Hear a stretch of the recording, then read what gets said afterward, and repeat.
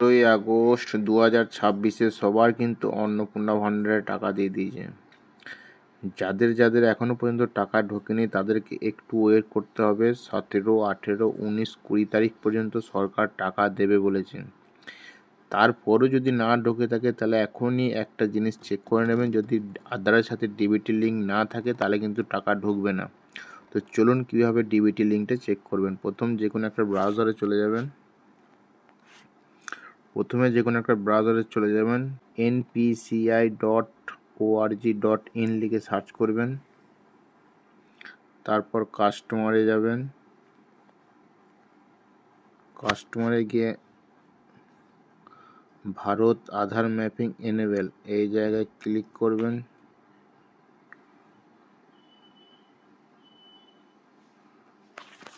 তারপর বাঁ সাইডে দেখতে পাবেন আধার ম্যাপ স্ট্যাটাস, এই জায়গায় ক্লিক করবেন।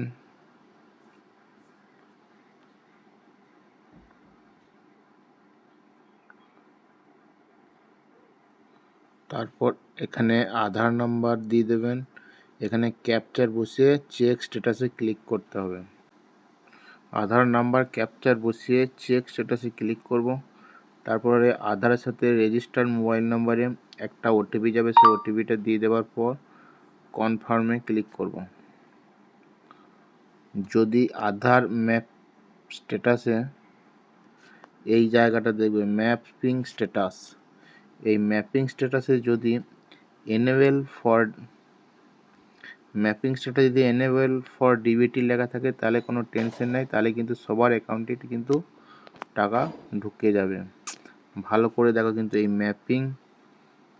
ম্যাপিং স্ট্যাটাস যদি এনেবল ফর ডিবিটি লেখা থাকে তাহলে কোনো টেনশন নাই, তাহলে কিন্তু সবার টাকা ঢুকে যাবে। আর যদি কারো ডিবিটি লিঙ্কে ম্যাপিং স্ট্যাটাসের জায়গায় নট এনেবল ফর ডিবিটি লেখা থাকে তাহলে কিন্তু তার অ্যাকাউন্টে টাকা সে অন্নপূর্ণা ভান্ডারে পাবে না, তাহলে তাকে অন্য ব্যাংকে ডিবিটি লিঙ্ক করতে হবে বা ব্যাংকের সাথে যোগাযোগ করতে হবে। সেই ব্যাংকের ব্রাঞ্চে গিয়ে কিন্তু আপনাকে যোগাযোগ করতে হবে। যদি নট এনেবল ফর ডিবিটি লেখা থাকে তাহলে কিন্তু সবাই, আর যদি সব ঠিক থাকে তাহলে কিন্তু আপনার অন্নপূর্ণা ভান্ডারের টাকা খুব শীঘ্রই আপনি 20 তারিখ পর্যন্ত ওয়েট করুন, পেয়ে যাবেন।